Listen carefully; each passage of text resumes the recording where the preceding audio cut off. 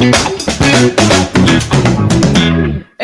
welcome back to the CSS podcast. This is episode number 40. I'm your host, Dave Wolfers.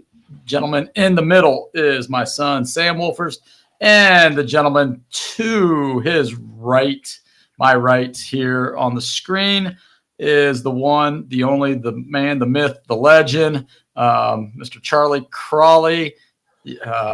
He is battling some for a couple days. Yeah, he's battling sickness, but he knew tonight's episode was epic, and he wasn't going to let a little cold sickness coming off the mat right now, bouncing off the turnbuckle. He's coming. He's coming strong. Right. We are live on YouTube, so hopefully out there, we can see that. You can see. He looks so much better in person, not on screen, just because, he is a little sick. But other than that, we're glad that he can make it tonight. I am the anti-Kawhi Leonard. So there is no load management for Crawley. If we could go every night, he would be here every night. That's right, exactly. I don't think our audiences want that. So at least not yet, anyhow. I'm not being paid enough to go every night either. Yeah, exactly. Neither am I. But with that, how is everybody's week? So far, so good. Can't complain. So mine hasn't been the best, so it's coming back though. So we're good. Coming to you Wednesday night instead of Sunday, our usual time. Partly because we were on a plane. The producer, who's not here tonight, and myself, we were out in Colorado visiting Sam there. Had a good time. Boys' weekend, even though it was 2 inches of snow on the ground Saturday morning. But oh well. Had some fun at Top Golf and some stuff like that. So we enjoyed our time out there with him, and looking forward when he can come back to the Natty and permanently. So can't wait for that to happen. All right, let's get in the week that was. Talking a little bit about FC Cincinnati, and they had a game against Portland. They won 1-0. Sam, you wanna take the summary of that? No, I thought they won 2-1, not 1-0. Oh. Did I see that wrong? Because I didn't watch the game. I was just looking at it. I thought it was 1-0. 2-1. It was 2-1. Sure it was 2-1. Yeah. And then I am so sorry. I looked at the wrong. I probably looked at the St. Louis game instead. So yeah, it was. That was a 5-1 loss. But anyways, it was 2-1. The two goal scorers were Sergio Santos and Brandon Vasquez. So the two guys going forward who are going to be the goal scorers both scored. Because Brenner's deal to Udinese is official. Yeah. For $10 million plus some incentives there. So yeah, I mean, we're not going to have him anymore. So Santos is going to be his replacement, at least until July, if we decide to go the transfer route. So to see him on the score sheet is good. I don't know. I defensively, kind of just looking at the stats here real quick, kind of looked like it was a pretty balanced game in terms of possession and shots. So, kind of a 50-50 game that we ended up winning. So that's another 3 points and a good rebound off of the St. Louis game there.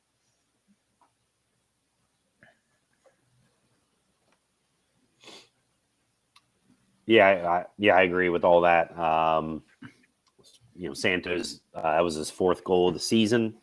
So he's actually leading the team with goals. Vasquez's second goal. So, for Santos to slide into that primary or secondary score, he's for the amount he's been playing, since he's still been playing behind Brenner until the last couple of games. I mean, he's scored 2 goals since Brenner has not played. So that's a good sign because, as they, proved last year, they're better off with multiple primary scores. Was Vasquez and Brenner last year. So if Santos can do most of what Brenner did last year, then that's a good sign. They're going to need that to continue.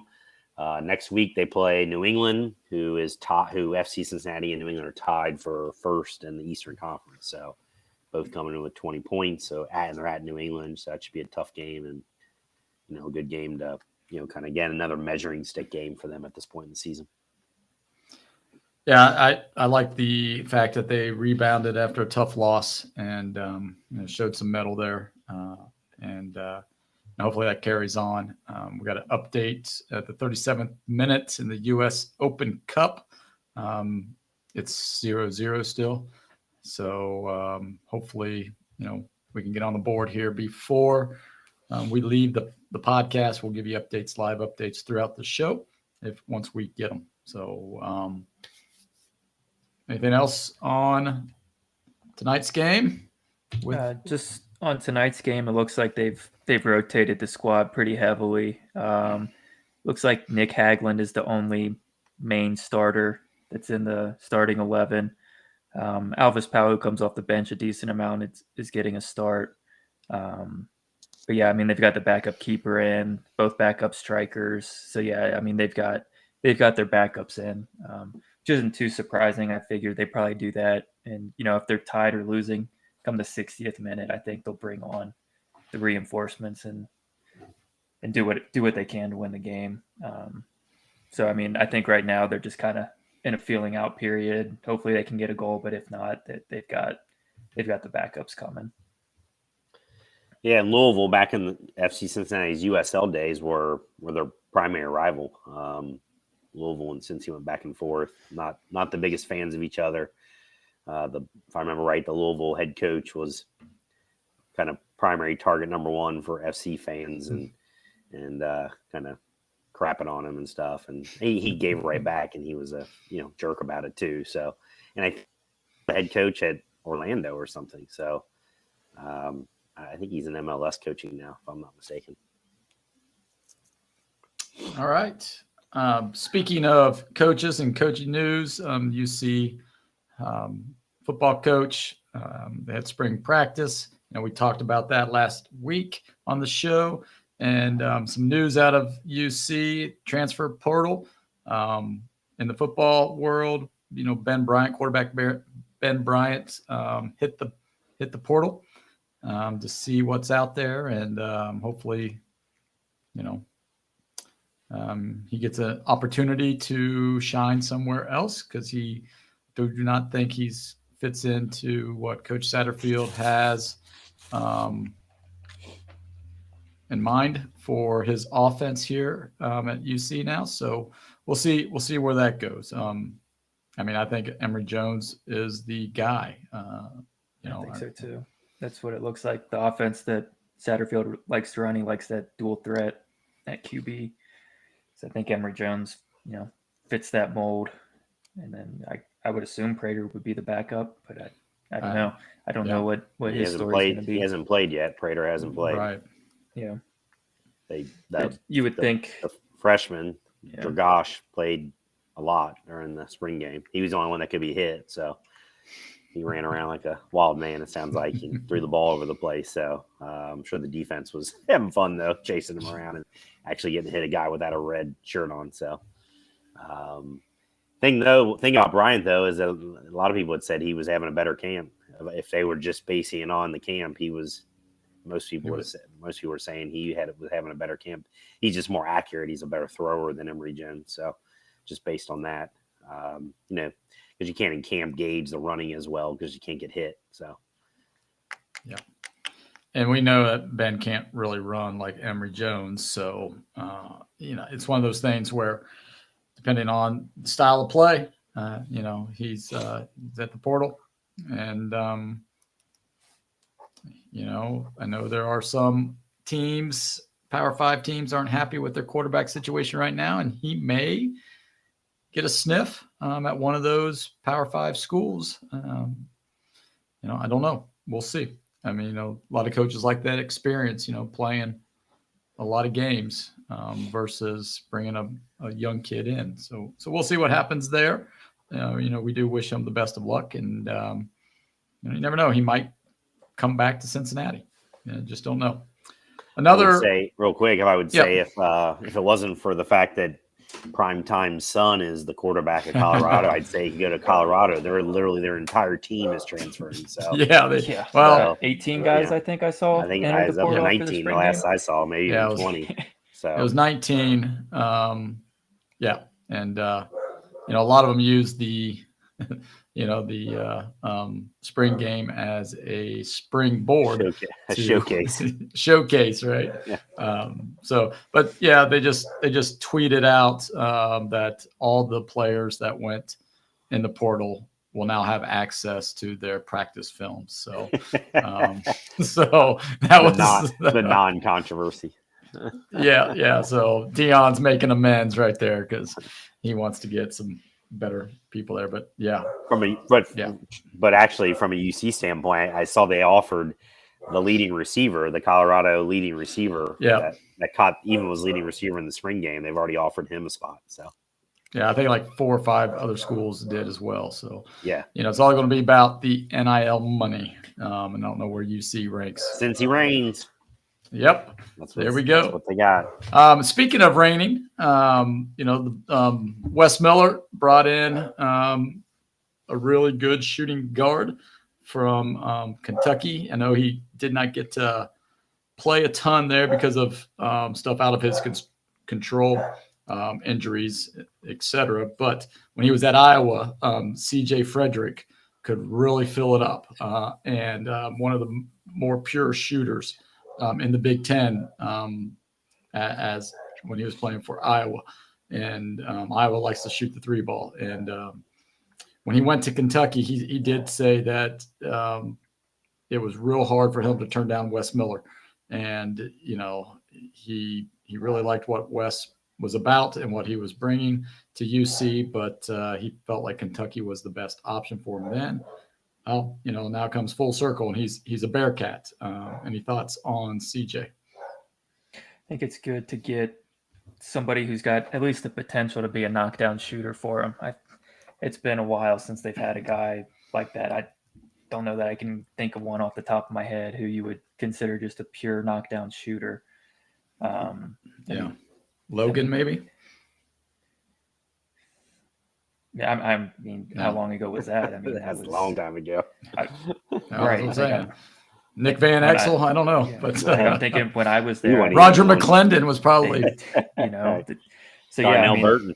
You know, if he can rebound, because I know he struggled at Kentucky, you know, because that's, you know, not really the type of player that succeeds in Calipari's system, is that spot up guy.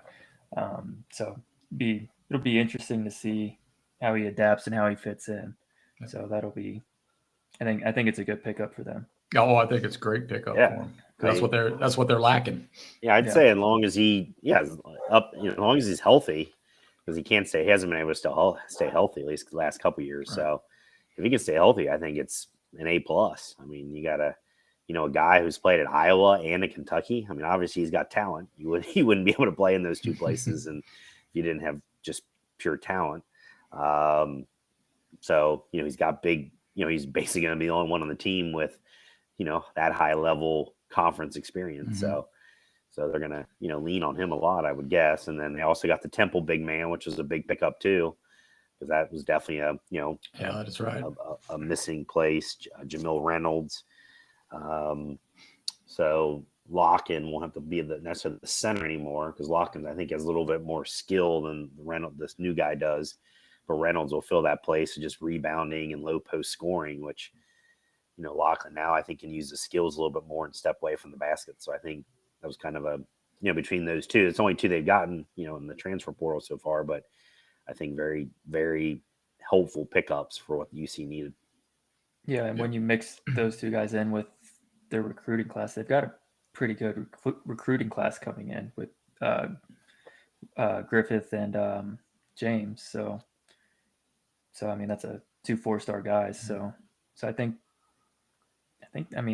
the 4 new guys that they've got for sure, I think all 4 can be impact guys from day one. So. Yeah, and they're going to need that heading into the Big 12 next year. So yes, best of luck to those guys. On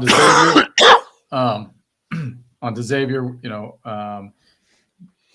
4 guys transferred in. I think it's 3. I just looked. 3. So. Okay, so 3 guys transferred in, and I to be honest, I haven't been paying much attention to Xavier, who's coming and who's going. I just know that Colby Jones entered the draft, and so did who was the kid from UC? You said Crawley. Landers, Nolly. They entered the draft, so that's a big hurt for Xavier. With Nunji, gone. But Fremantle did say he is coming back, so yeah, good for him. That does help, and I think somebody's got to step up and obviously take Sully Bohm's place and then Colby Jones's place as well. So I think they got a transfer that they're thinking is going to take Boom's place. If I remember right. I can't remember. Was it Hofstra maybe? I thought he was coming from a smaller school. I can't remember. They've got a kid from Western Kentucky who's a point guard, McKnight, 6'1" point guard. They got an off guard from Rice, Oliveri, and then a Moeller guy graduated from Moeller. I went to Indiana.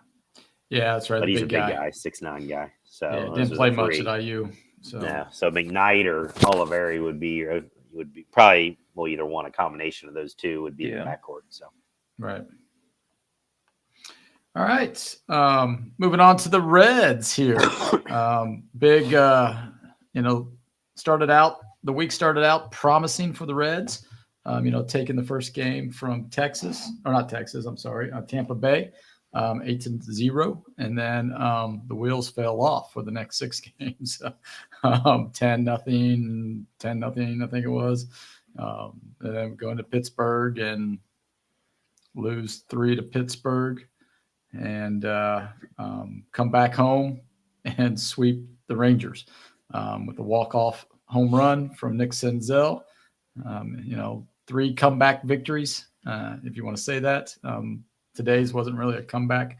It was they were leading, and then they tied it up. Bullpen, Lucas Sims gives up a run in the 9th, and Nick Senzel, the hero, first home run in over 10 days. So overall 4-6. I don't know. I mean, that's probably about where I would think, as far as that. But, only scoring 6 runs in 6 games, that's our offensive demise, I guess. No lack of power, right? There's 1 no home run in the last roster. 10 games. 2, if you count Newman's and Senzel's today. Because Newman was the last home run. Last 9 games then. So and the it's pretty first tough game in the GABP. Exactly. And I think the other opposing teams have hit 19 home runs in that time against them. So I think that's what I saw in the Inquirer today. I could be wrong. Could be, like 12 or something. But for some reason, 19 sticks in my mind. So, but we'll have to get our producers on that here. But thoughts on the week for the Reds? I mean, it is what it is. I think Mo Egger has been saying this for a while now. If the bullpen's going to be good, the Reds are at least going to have a chance to win the ball game. I think starting pitching with the top 3 guys is always going to give us a chance to compete. And I mean, we've seen that. They're always in the game with those 3 guys starting. The offense has to. They swept Texas. They put up decent runs, but the power's just not there. They've got to figure that out. They've got to get somebody with some pop. I know Myers is in theory supposed to be that guy with this lineup, but he's got 2 on the season. They both came in 1 game. It's 2 more than Stevenson. Yeah, Stevenson has offered nothing. And I mean, his average is fine, but Yeah, his average is good. He's him. getting on base. He just hasn't hit Yeah. with any power. So I mean, he basically should be the number 2 hitter right now. But India him and then him. Yeah. So yeah, and I mean, just looking at their lineup, there's just nobody with pop. And I mean, Votto's not a traditional power guy, but he offers a threat, I think, for the long ball. So I mean, I know we've been kind of talking. You're not too high on Votto's chances of even playing right now. So I mean, they're, and I think by August, September, I mean, you're going to hopefully have De La Cruz, McLean. I mean, hell, you maybe even Noelvi Marte in the lineup by then. I mean, you're going to have those. That's where your power is going to have to come from. Is the hopeful, cross your finger prospects. So. CES, right? Oh, CES, right? And I think he's back playing now too. Yeah, he's up in AAA. So, he was hurt. Him and De La Cruz were hurt until just this past week. Yeah, they were. They activated him though. I think Sunday or something. I think his first hit or his first bat in AAA exit velocity like 113 line out to left field. So I mean, there's your pop. That potentially is 4 of your starters in next year's lineup. Yeah. All right, so let's talk about our top performers of the week. Pitching wise, who do you guys have as your top performer? I went with I didn't go with one person. I went with the whole bullpen. Yeah. For some reason, the whole freaking bullpen is all of a sudden pitching lights, at least for a week. It's lights out. Only 2 in the entire week. Only 2 guys gave up a run. Yeah. Of the whole entire bullpen itself gave up 3 runs the whole week. I think 2 from one guy, and Jabot and Cruz gave up an earned run. Everybody else was a 0. So. It's that, I think, and that's just kind of going to be the Reds this year. You're going to have, you're never going to have all the parts working together, not like the Braves and the the Astros, are good. And maybe the Reds at some point we can actually root for them like that. As long as it's been 30 years, whatever, since then. But, you're never going to have all the pieces working properly, good at the same time. So this past week, bullpen good. Starting pitching, Lodolo was not good. No, so, 2 games in a row. Obviously, 4 and 5 were not good. They still have been trash. Starting pitching's been this, and then the hitting went in the tank. So it's, and then hitting was okay the last couple games. So So I think that's just kind of how it is. The Reds won 4 out of 10 games, and I think that's probably about what you're going to get 4 out of 10 games over the season. Hopefully that gets them to 72, which I don't think it will. So. Nope. I don't think that math get them to 61. 10, it would be 61. Yeah. So I went with the whole bullpen. My pitching of the week is the bullpen. Okay. Who do you have, Sam? I didn't really have anybody in particular. Ashcraft pitched okay today. Again, I don't remember him having a bad start so far this year. Crawley said it. The bullpen has been pretty good this past week, so I like that idea. We'll give it to the whole bullpen, and probably be the only time we do that all year. So we might as well do it now. Well, that's a clean sweep because that's who I had down too. I put the bullpen, and I put Diaz in parentheses. I mean, he pitched 3 out of 4 games. I think it was 3 out of the last 4 at the back end. But when you have a lead, that's what you want. He wasn't going to pitch today, but I think the bullpen, it's going to be a roller coaster. If our starters go really well, our bullpen seems to fade. And if our starters are, our bullpen picks it up. So that's bullpen all the way around. Good job, Penn. What about hitters?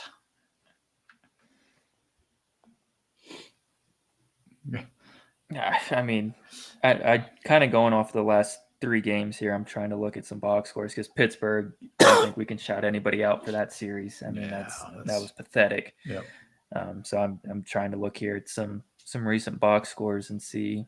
I had Friedel. That's who is probably who I'm going with, and then India. I mean, India's just he just gets on base. He's he's on base, and he's the leader of that team. Yeah, and I went Senzel just because the last 2 games he actually. I mean, I think he has 4 hits in the last 2 games. The walk-off home run today. So just from the last 2 games, I went Senzel. Changing your tune, changing that tune. Last week you were saying, "Get him out of here, ship him out." I don't think I remember saying exactly that. Well, in your classroom you did. You're like, "Get him out of here. He shouldn't be playing." Well, I mean, when you don't have any, I mean, they're bringing up Henry Ramos. Now. They're bringing up Henry Ramos to start as a regular everyday starter. That tells you where they're at right now. Hey, Ramos is hitting 364. I know Ramos is. Yeah, but Vossler was the star of the first 2 weeks, and he's not even on the Vossler team was our best arm in the bullpen, during that time too. So, so again, he was the star for 2 weeks, and he's not even literally on the team anymore. So, well, that's the next one, right? Yeah, the next one was the worst performance, or who should have been demoted already. Yes, Vossler. We've had a couple. Vossler and they sent Benson down too last week. Yeah, so. that is true. Yeah. Well, I would have said Overton, but he's on he's already Overton. He's on the I can't get anybody out the IL list. So yeah. I think Fairchild might be the next one. I don't know. Stu's been doing. Fire him up. Stu's been doing all right. I don't know about his buck 89. Hey, I mean, he's got a 367 on base, so I guess he's getting on base. Yeah, that's what matters in analytic world. Batting average doesn't matter in analytic world. That's right, man. It's like wins and losses for pitchers does not matter. But the other sad part is the attendance at Great American Ballpark. I mean, they're all at the FC Cincy games. Well, tonight they probably are buying tickets for tickets. Yeah, last night spending all their disposable income on FC games. It's that's a topic that we have to discuss.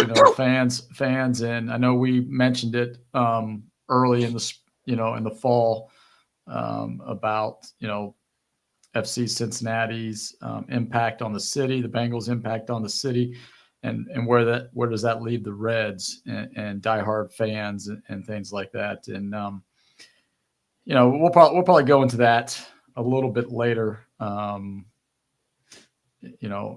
As the summer progresses, just because a lot of diehards aren't even going to the game, and really the youth, they're not attracted to the Reds. And with Bally's week? Oh, sorry. Go ahead. I was going to say, and with Bally Sports, not knowing what, with their bankruptcy and, is the reach of Cincinnati, how far is it going to go? And then where does this attendance, when is the wake up call to the front office? What do they have to do? But that's something that we can talk about later. Yeah, well, real quick, earlier I can't remember what game it was, but they set the record for lowest attendance for any Reds game ever. That was the I can't remember when Monday that was. Game. Monday. Was it? Yeah, it was against Tampa Bay Rays. It was Monday. That one? Yeah. It was so Monday. If that wasn't a wake up call, I mean, I don't last know what Monday. it is. Last Monday. Yeah, right now they are on track for the lowest attendance. Well, average attendance, FCC is going to outdraw them this year in terms of without a doubt. Attendance. So yeah, without a doubt. They've sold out 4 of their 5 games so far, 25,000. Yeah, and this is with. Go ahead. I was gonna say, just for as you were talking about that, Dave, I was like, you know what? The Cyclones played the playoffs this weekend. Wonder what their attendance was. Any guess? Here's your non-trivial question. Saturday night's playoff game, Cyclones attendance. Saturday night at 4,000. Yeah, 6,000. Yeah, you guys were right around it. 5,300. So, but if you think about it, for a minor league hockey game, they were only what, 2,000 less than the Reds. That's pretty not good. Pretty pathetic. Yeah. And and with the average, I mean, they said it's supposed. I can't remember the exact numbers in the Inquirer, but they did, project it out with. It's supposed to. I think they're going to draw less than last year, which was the worst attendance in Great American Ballpark's history, and this is even with opening day. Yeah, being big having numbers. the largest. Yeah, having big numbers, right? So there are fans out there. It's just, we got to. Why would you spend money to support the team? I mean, I don't know if you guys saw this, but I mean, the A's are notorious for having. Their fans had a protest and they packed the stadium. They got like 35,000 or 30,000. So I mean, packed is relative there, but I mean, they've been protesting their owners for years. So, I mean, they still have fans. I know their situation's a little different with the city and all of that stuff, but still, I mean, they're going bye-bye. Yeah, they are. I guess that's the potential worry, or that's what the Castellinis are kind of hoping. Right. If you do go away, we will too. Yep. Well, this is the chicken and the egg thing, because the Castellinis now will come back with, nobody's coming to the game, so now we have to lower payroll again. We won't be able to. This is where we get all our revenue from. I mean, obviously the TV contract is a piece of crap, and so now our only way of ways of making money, we can't sell enough cucumbers and watermelons, so we're gonna have to do it through ticket sales, and woe is me. There's Phil crying again on his pink shirt, and we now have to lower payroll again. So now we're or whatever it is. Now next year, Hunter Green's the only one under contract, and they're going to say that's all we can afford is one guy under contract next year. So, well, maybe that's what this is going to be there. This is going to they're going to use this as a bullcrap excuse. So. Well, maybe we need to protest the produce business that they're running there, make their real pockets hurt. Because I mean, they're poor owners relative to everybody else. Like, I think they're the second poorest owner in baseball. So I mean that hurts because they can't really use they're more reluctant to use their personal finances to finance the team. So they're trying to do everything off of what sell the team like everybody. Exactly. Harping. You see what Steve Cohen is doing with the Mets. Right. That's his personal money. Yep. He is loaning that to the team so that they can do all of this stuff. And but the Reds are what, $1.6 billion is, I think, was Forbes' latest. Yeah, but it was still on the low end for it MLB was, teams, but when he only bought it for $400 million, I think it was lowest, wasn't it? I think the Royals were below them. I think the A's were too. Yeah, before their move to Vegas. Yeah. So, but I don't know if they were even included. They might not. And as soon as they moved to Vegas, they're going to go way up. So were the Pirates. Yeah. So yeah. So well, that's more, more than we wanted to get into on that, but we'll probably have that topic for later on in this summer when, it's just baseball that we're talking about. So waiting for training camp to start. So with that, let's go ahead and move into our trivia. Last week I had a trivia question and the guys got them all right. So I'll just recap that quickly, and then Charlie has this week's new trivia question. So last week's trivia question was 4 Reds won the Silver Slugger Award while playing at Great American Ballpark. And those 4 are Nick Castellanos, Brandon Phillips, Jay Bruce, and Felipe Lopez. No Joey Votto on that list. So, all right, Carly, what do you have for us? So I have one, but I can't. You and I talk about trivia so much that I can't remember if I've used this one before. I know I haven't used it on the podcast, but if I run it past, and I can still use it because Sam can have fun with it. But I'll pretend I don't know. No, be honest. If you have heard this one or not, because I know I've heard this at Finneytown. So, this is I won't say that. So, the question is: there are 5 NFL quarterbacks who have won 2 regular season MVPs and 2 Super Bowls. Not MVP Super Bowls, just they won the Super Bowl. So 5 NFL quarterbacks who have started and won 2 Super Bowls and also have won 2 NFL MVPs. Okay, so Montana. Tom Brady. Yeah, I haven't heard this Manning. one. So. Oh, you haven't heard this one? Okay. Peyton Manning. Yep. Did you say Montana? I said Montana. Montana, Manning, Brady. Mm-hmm. Trying to think. Who's got multiple? Mahomes. Is Mahomes one? Yeah. Yeah. So that's that's 4. 4. Let's see. Rodgers just has the one Super Bowl. Elway? Elway. No. Favre just has 1. Rodgers has 1. Yeah. Roethlisberger didn't win an MVP. I don't think.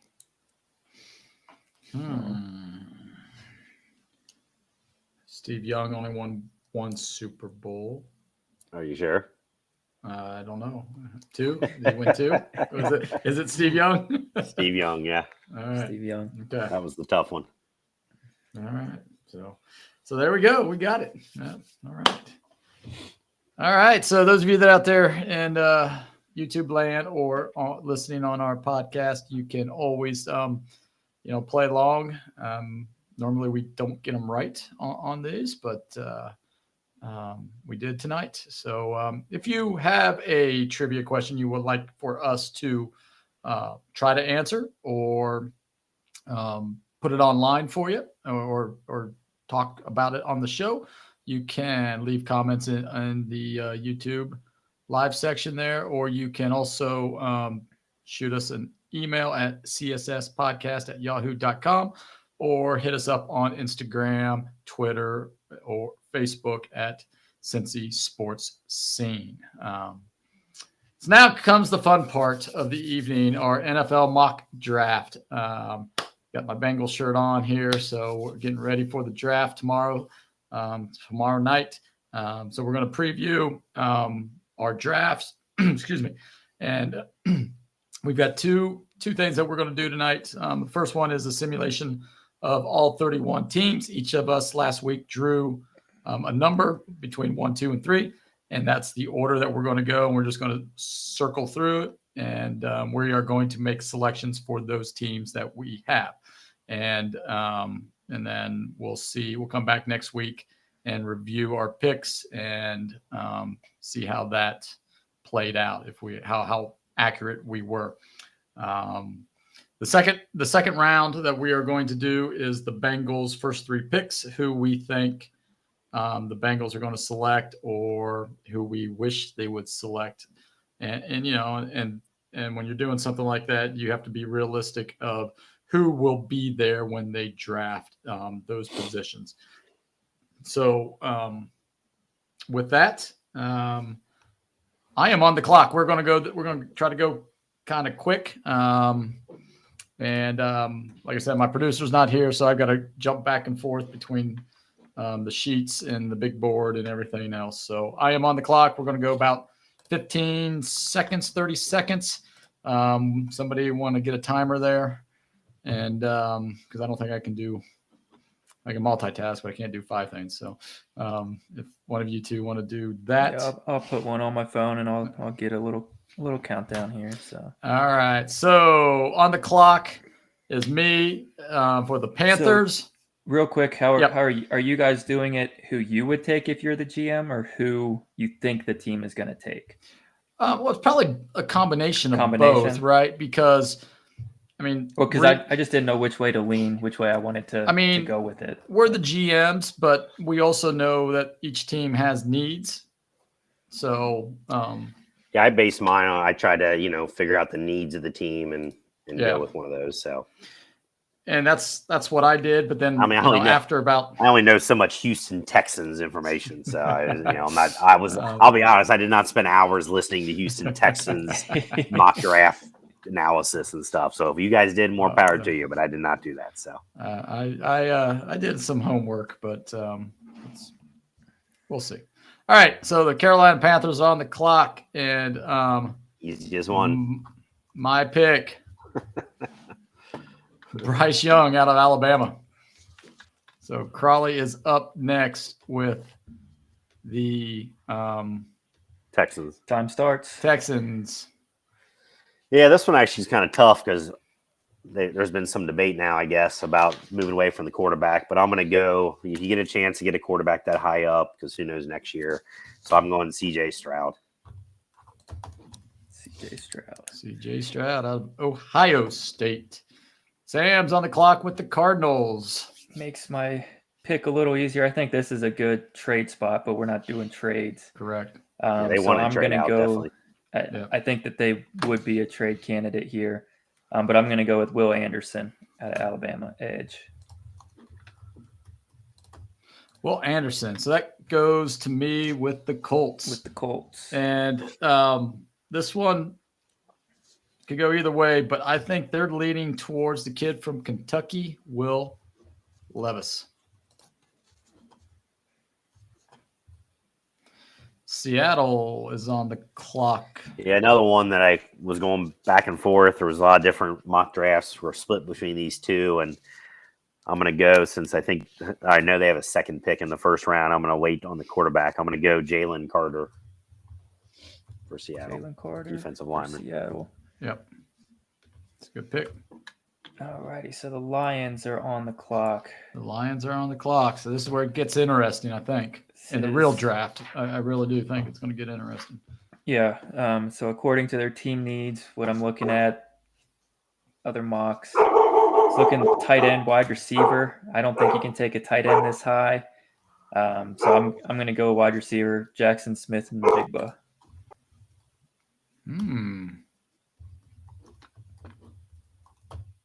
And that might even be a little high for him, but yeah, I think that is, but that's all right. All right, I am on the clock with the Raiders.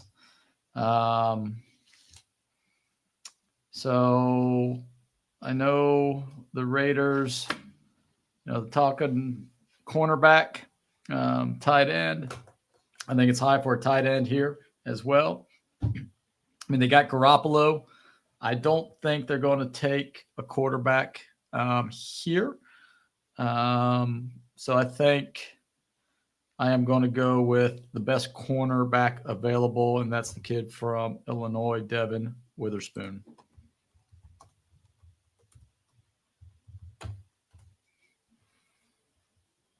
Crawley has the Falcons are on the clock. You muted yourself there, Crawley.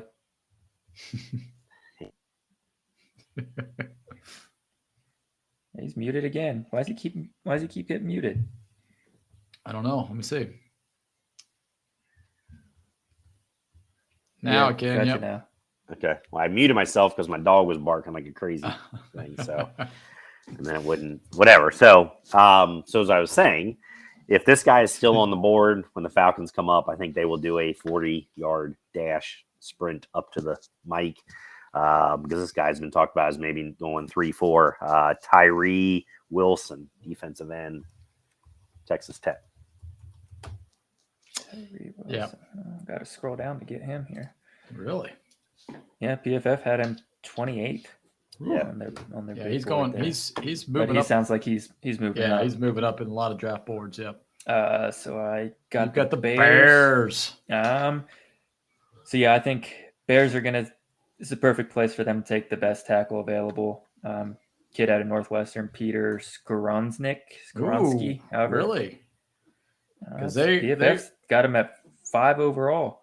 Yeah, but they also got him at guard. They've got him listed as a tackle here. Yeah, they're afraid of his arm length. It's real small, so they're thinking inside guard. I didn't hear any of that stuff. Oh. Should have done my research a little better. You should have. Your dad's been on the Bears mock draft analysis. He's been listening to their podcast. I think I'd fit in as a Bears GM/scout since they don't know what they're doing up there. All right. So I'm going to the Eagles, and this is where it could get really, really interesting. Did you say that at number 5? Yeah, I did. But I mean, all his picks, all my picks, interesting.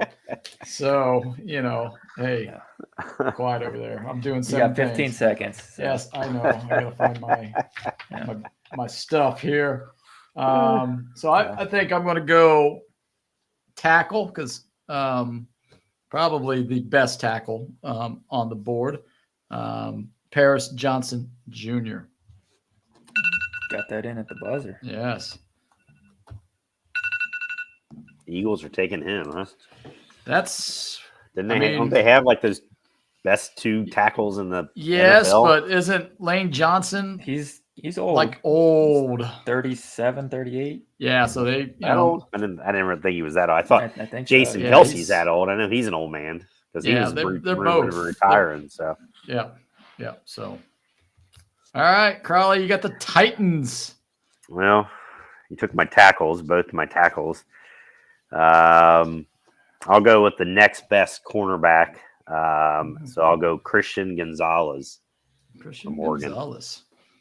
Good pick, but I think that's where AR-15 comes off the board. But no, you don't think so? I think he'll either go. I think somebody will either take him a lot earlier than like what we've already picked, or he's going to drop. Well, I think the Titans are going to Seattle. I think Seattle's a place Titans are trade up candidate. That was the rumor at number 5. Titans are probably going to try to trade with the Cardinals. Is my guess. All right, Sam, you got the Texans. So I got the Texans. Second pick. And remember, they just took the quarterback already. Yeah. So you took Stroud with them. Okay. Yeah. Just wanted to double check on that because the Washington Redskins, they took 2 quarterbacks. Yeah, now, Commanders. But when they were the first round though. No, one was a first rounder. One was, yeah. The other was a 4th rounder, and he played. He's still playing. So Texans, let's see. No, I think they probably go wide receiver here, pair them up with the rookie QB, get some rookies in there, a la the Bengals 2010. I think they're going to take Jordan Addison, wide receiver out of USC. It's a little high. But... All right, I am up with the Jets. Actually, it should be the Packers now. Oh, that's the Packers. That's right. Yeah, it's the Packers now. Yeah. Jets dropped 2 down, 2 back. Yeah. Yeah, I've got the Jets now. Yeah. So I have the Packers. And this is where, a little deja vu or a little, nana to you, Aaron Rodgers. We're going to go. This is probably the spot that Dalton Kincaid comes off the board, tight end. Going to give Jordan Love a weapon that Aaron Rodgers never got in his career. Allegedly. Yes.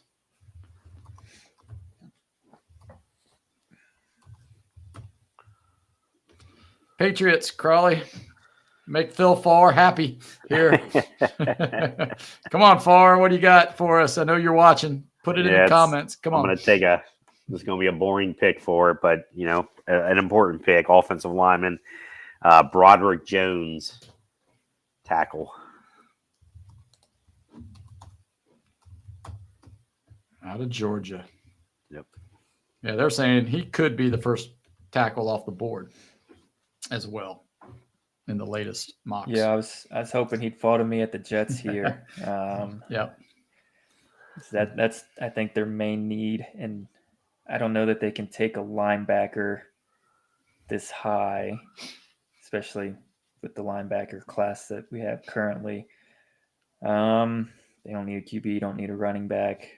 I think get Aaron Rodgers a weapon. Yeah. Even though there's not wide receiver. There's not the value's not there. So I think they're going to take the next best tackle available, Darnell Wright out of Tennessee. Darnell Wright. So I've got the Commanders. And this is where it could be interesting as well. I think I am going to go with, because the value, I think I'm going to go with Joey Porter Jr., cornerback. Oh, come on. You need to wait. He was going to go the next pick. Come on. The I don't want him Steelers. going there. Yeah, but that's where he should be going, is the Steelers. The latest have the Steelers taking somebody else. So No, when I'm talking about Joey Porter. yeah, I know, but that's what I'm saying. Yeah, I I'm mean, just saying, they should they have the right. but They should have the right to him, regardless. I mean, one asshole father to his son, I'm sure. yeah, So well, keep them together. So, but yeah, I would have taken him, but I guess not anymore.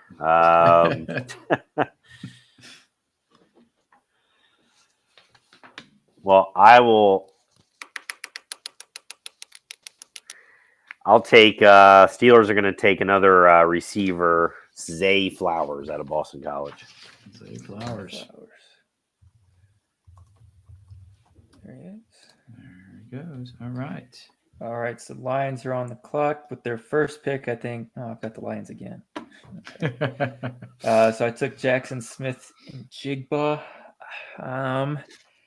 For the value, second, first round pick with this guy still on, he's going to need a year to develop. I think they go Anthony Richardson.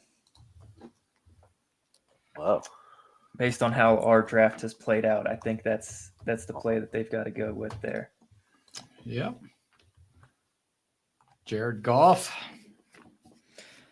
If he has another good year, maybe he's their guy, but he doesn't he's seem really not to that old. String together No. 2 years in a row, though.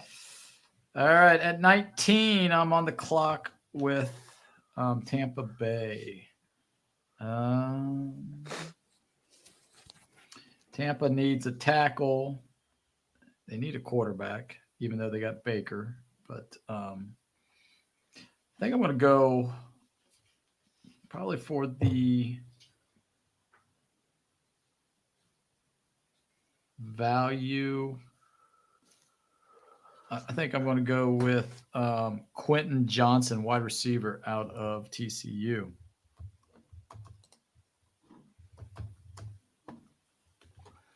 Crawley's up a lot of with holes. the Seahawks. Huh?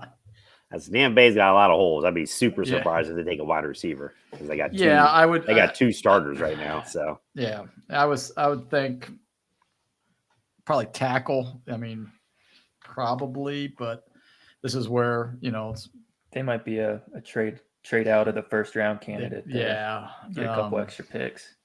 So, because the way ours has played out, the tackle value is not there for him. No, not at 19. So yeah. Okay, I'm on Seattle. Okay, I got this one. I'm gonna go Nolan Smith, DN out of Georgia.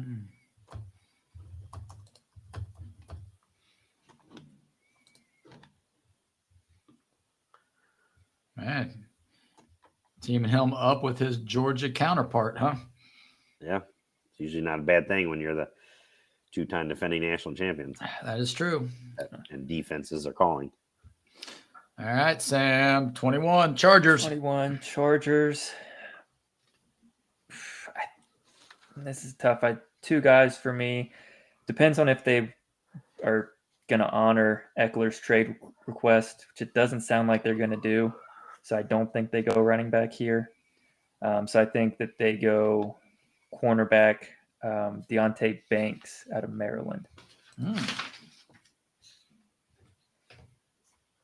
I think that is a potential spot for a running back to go in the first round as well. Yeah. A lot of mocks had Jordan Addison falling there.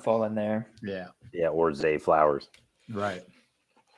So, all right, I am on the clock with the Baltimore Ravens. This is where it's going to get interesting. Draft's going to get interesting here. Yeah. No, this spot. No, this is where I'm like, do I screw the Ravens because I don't like them, or do I say, no, go give them who I think they'll get. Probably should give them what you think. I know, which I hate. I think they're going to take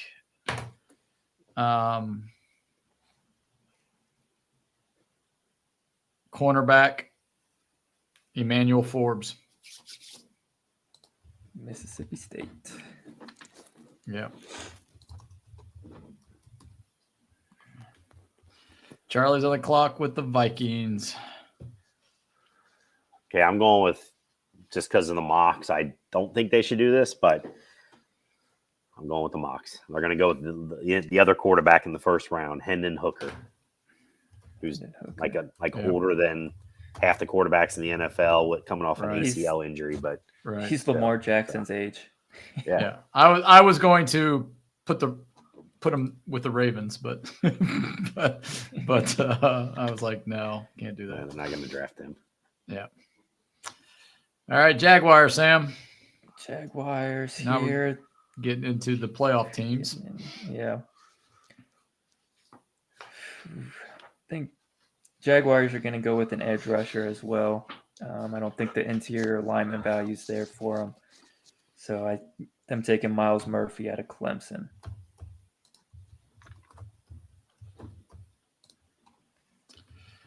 I got the Giants now is on the clock. This is tough.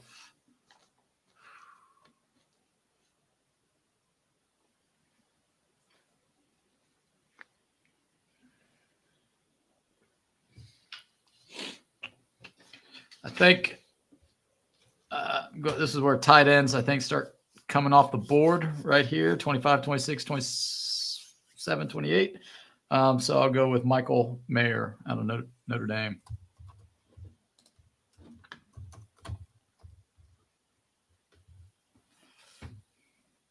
And 26, Crawley, Dallas. Your favorite team? Dallas, that's right. Yeah, I'm gonna Cowboys. Yeah. Freaking old ass Jerry Jones will actually limp his way up to the podium to make this call. If this draft goes the way we've said it, he will sprint. He will do a 10.940 to get up to the podium to make this announcement, or tripping over himself. Bijan Robinson will be going to the Cowboys if he is still sitting there. I do not think he will be sitting there at this point, but none of you took him, so I'm going to leave. Yeah. Cowboys are taking him. So. Yeah, that's probably where he's going to go. No, I don't think so. I think he's going to go top 12. I've heard Philly. I heard Philly too. He's not getting out of the top half. But when you got a tackle sitting there, I don't know. Yeah, because running backs are, unfortunately, their value is down. All right, so Sam's with the Bills. Let's see here, Bills. Team needs, it looks like, interior defensive lineman, linebacker. I don't see linebacker value there. So I'm going to take the best interior defensive lineman, kid out of Pittsburgh, Kalijah Cincy.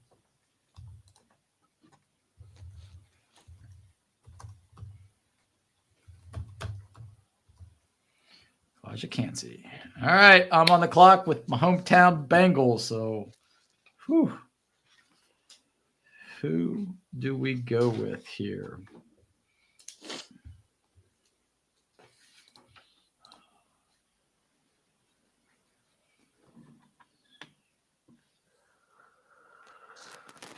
I think the way the draft has shaken out, it's probably going to be our draft. Brian Breezy out of Clemson. Defensive tackle. Even though that's not who I was hoping for, but I think he's the best player available on the board. All right, Crawley, you have the Saints. Yeah, I have 6 names listed and 5 of them are gone. So, so that leaves one. You still got him. And I don't even remember where this guy's even from, but he's the only name left on my list, so I'm going to put him on there. Will McDonald. Will McDonald out of Iowa State. Iowa State. Okay, there he is. Yeah. He's a outside linebacker or DN, I want to say. Edge, yeah. Yeah, edge type. So we got the Eagles here. Who did they take their first pick? So their first pick, I went Paris Johnson. Okay, Jr. tackle. Yeah. Okay. All right. Go defense here. We're going to go Brian Branch, safety out of Alabama.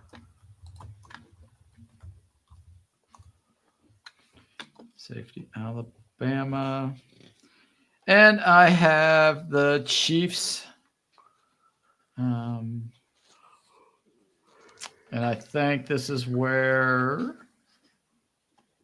they are going to take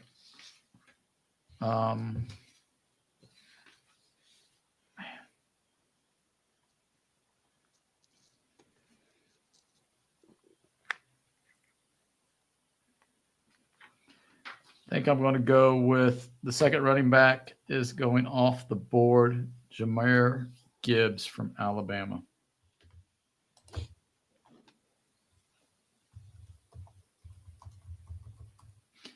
So if they don't get him, that would be a nightmare. Say what? I said that would be a nightmare. That would hope they do not pick him up. Yeah, I mean, so here are our picks. So Bryce Young goes 1, C.J. Stroud goes 2, Will Anderson 3, Will Levis 4, Jalen Carter 5, and Jackson Smith and Jigba 6.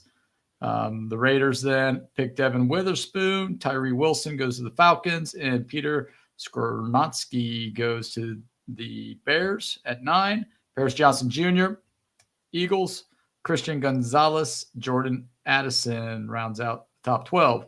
Dalton Kincaid comes off the board at 13. Broderick Jones, 14. Darnell White to the Jets at 15. The Commanders get Joey Porter Jr. at 16. Zay Flowers then goes to the Steelers. And then Anthony Richardson goes to the Lions at 18. Quentin Johnson, the Bucks at 19. Nolan Smith at 20. And Deontay Banks, 21 to the Chargers. Emmanuel Forbes, Hendon Hooker, Miles Murphy go 22, 23, 24. The Giants take tight end out of Notre Dame, Cuff Kath, Michael Mayer. Cowboys, Bijan Robinson. The Bills take Clancy. And then Brian Breezy to your hometown Bengals, followed by Will McDonald IV to the Saints, Brian Branch, and Jahmyr Gibbs round out the top picks right there. So that was our first ever mock draft. We'll see how well we do here. Crazier things have happened in the draft, so we'll see how many we get right and showcase that next week. We did put a question out there on our Facebook group chat asking, you are on the clock, you're the Bengals GM, who do you take at 28th, knowing that, be realistic and stuff. And one of our followers and listeners, Mr. Jack Smith, chimed in, and he said if this kid is there, he would like for them to take him, and it is Nolan Smith out of Georgia. So, thank you for participating, Smitty. We'll see, how well your hopes come true here for those Bengals there. So now what we're going to be doing with the Bengals is each one of us are putting down our top 3 that we want the Cincinnati Bengals to take, knowing that, realistically, we can't say Bryce Young or like the top 3 players because they're not going to be there when the Bengals draft in the 3 I had rounds. Bryce Young, Will Anderson, and Jalen Carter is my 3. I can't do that. Yeah, that would be good, but but Bryce would be backing up Burrow. So yeah. All right. Who wants to go first with the picks? So we're just saying what? All 3 of them, or just say. Or what are we doing? Why don't we just go? Let's just do first round, second round, third round. Yeah, let's go first through. round, everybody. Yeah. So who wants to go first out of you 2? I'll go. Why don't we just snake it? Right. I'll go Sam, you, and then you can say second round and back around like that. All right, sounds good. All right, Sam. Okay. Or Carly, you go the first one. So I'm hoping, and in our draft he went earlier, 22nd maybe. I want a cornerback. So Emmanuel Forbes, the Mississippi State dude, is who I'm hoping will be there for the Bengals. Yep. Sam? I'd like a cornerback as well, but I think tight end is the play I'd like. I don't know if he's going to fall that far, but Michael Mayer. If he's not, I would actually lean Jahmyr Gibbs, even though I don't like running backs in the first round. Kind of the stuff that I've been hearing in some people's mocks, it sounds like he might be the play there for the Bengals. Interesting. Listening to a couple of mocks today, the one guy said he doesn't think, even if Michael Mayer's there, he doesn't think the Bengals are going to take him, just because a tight end is a plug and play with Joe Burrow, right? You look at the last two tight ends, and you saw what they did with Burrow, and they're thinking, probably Irv Smith was going to be the benefactor of Chase, Higgins, Boyd. So I don't think they take tight end, even if one is there. I'm with Crawley on this one. I did have Emmanuel Forbes as the pick, cornerback. All right, Sam, you got round 2. Yeah, round 2 is where I went with corner, and I think there's going to be a couple in the range, but I want Keely Ringo out of Georgia. Ugh. Big game player. I want someone with some championship experience. And that's what the Bengals they draft people with, big school. Yeah, big school and championship caliber teams. Yeah, and there's a couple other corners that I could see them taking as well, but I think Ringo's the play. So I went tight end round 2, Sam Laporta, out of Iowa. It's the Iowa guy. Yeah, and I think he put up pretty good numbers at Iowa, and Iowa's offense is horrible. So I say he couldn't have scored too many touchdowns, but no, he didn't. And they only had probably 10 the whole year. So maybe as a team, as a team, yeah. So all right, who do you got? I went offensive lineman now for this one, and I went Anton Harrison, who is a tackle out of Oklahoma. Oklahoma, yeah, I think Oklahoma. That's what I put down. Is that right? That is correct. Anton Harrison. Out of Oklahoma. Yeah, Anton Harrison out of Oklahoma. Wouldn't be bad. So round 3, this is where I went running back. I was debating between Anton Harrison, a tackle, or actually probably round 3, Blake Freeland out of BYU would probably be there, but I think that might be a little high for him. So I went Devon, I think it's Ackney from A-Chain. A-Chain. Running back at A&M. A&M. A-Chain. Yeah. So, okay. Yeah, I spelled it wrong. That's why. That's who I went with. There, Crawley. I kind of forgot about running back. I was throwing this together. I threw this together a lot quicker than I threw the other thing together. I don't know.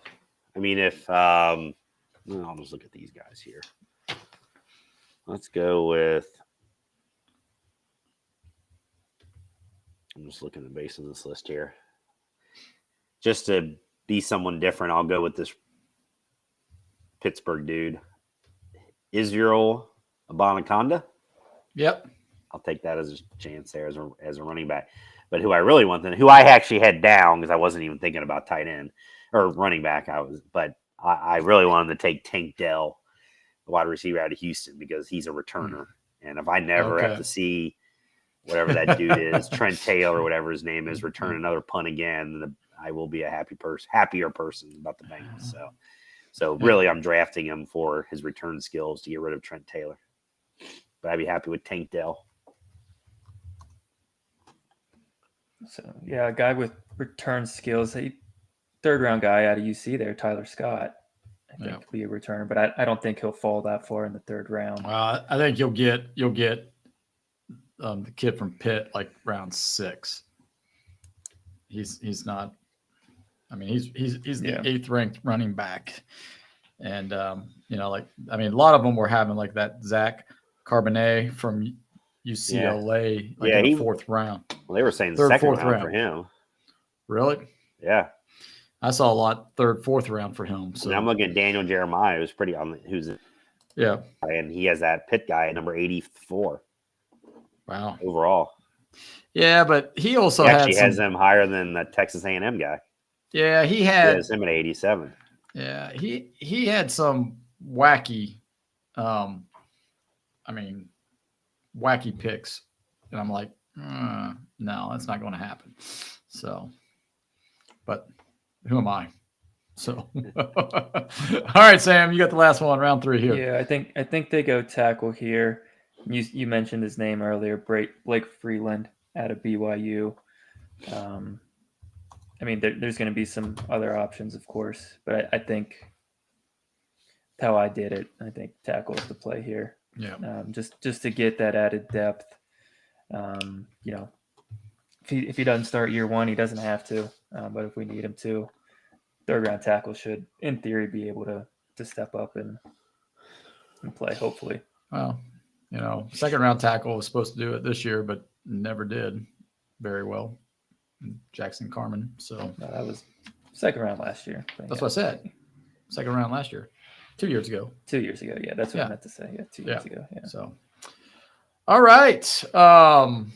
Hopefully everybody enjoyed that. And, if you want to chime in with your 3-round pick, go ahead and put that in before the draft. So we need it in tonight or early tomorrow. You can shoot us a DM on Instagram, Twitter, or Facebook here. And it's Cincy Sports Scene. Just search that and leave us the comments, your picks in the comments section, and we'll read them on the air. We'll see who gets things right. Well, let's hope for a good pick on Thursday night.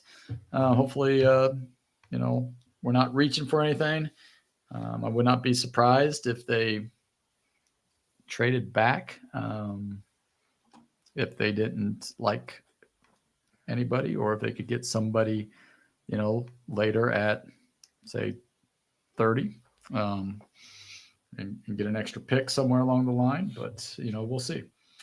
You guys got anything else to add before we get out of here? Yeah, I don't know that they'll trade back.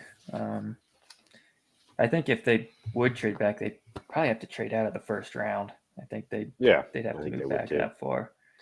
But I think if they traded back, point in trading back to 30. Yeah, I think if they traded back to 35 and picked up an extra third or fourth rounder, I'd probably do it.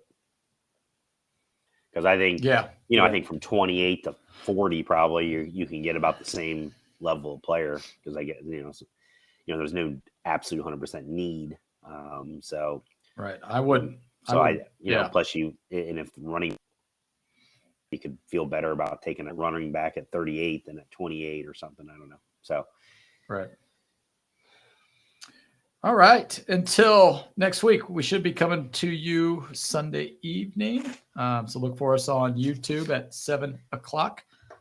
And we'll our topic of the week, we'll review our picks. And then we'll also review the AFC North picks. We're going to give our grades for the AFC North and see how well they stacked up out of the 7 rounds. And then we will, our main topic of the week is going to be sports records that we think will never be broken. So if you think you have one, go ahead and leave it in the comment section, and we'll make sure to read it on air. So with that, I'd like to thank you for tuning in to YouTube and to the podcast. You can find us on all the podcasting platforms. And until next week, have a wonderful week. Take care. See ya. See ya.